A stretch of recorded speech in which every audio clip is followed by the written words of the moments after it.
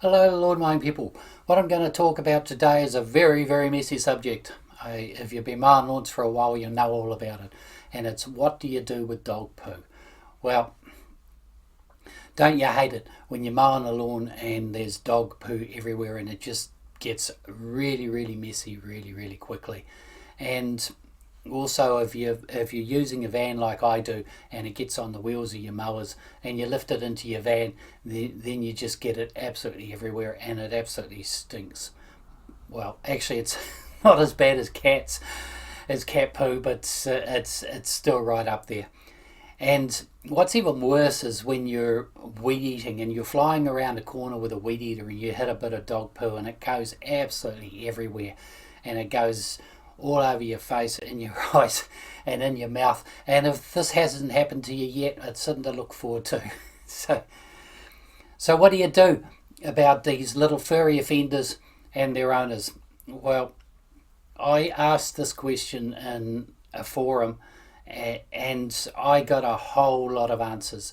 And people had some great ideas. I'm not sure how feasible some are, but I'll run through them here.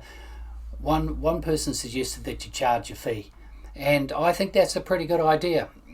You could say, hey, if you don't clean up the dog poo, it's going to cost you an extra amount, and I quite like that idea, although I think it might be a little bit hard to enforce. Now, someone else suggested that you eat around it. I wouldn't try that. That is, you're going to end up with the same result as if you go around a corner and hit it. It's just going to get really, really messy. You could try mowing around it, but the thing is that it's going to look horrible. The job is going to look bad. It's just not going to look good. Now, someone suggested that you could use a blower. Now, I'm not even sure how that works, but I'd love to see the YouTube video. I think that'd be great.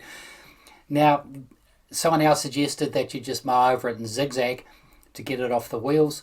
Yeah, that's a pretty good idea, but the problem with that is that the pattern of the lawn's going to look pretty horrible once you've zigzagged everywhere to get rid of that dog poo. But I suppose if they've got dog poo all over the lawn, they don't really care too much about that anyway. And the other suggestion was to ignore it. Now, we have a simple method and it works most of the time.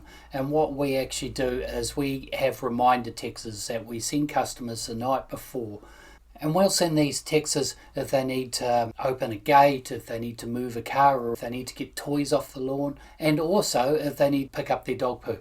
And so what we'll do is we'll just send a reminder text and it just says, hey, look, we're coming around to visit tomorrow. We'll see you then. And we tell them when we do the quote, we tell them the reminder text is a reminder to do whatever they need to do. And that works most of the time. If it doesn't work, we just mow over it anyway.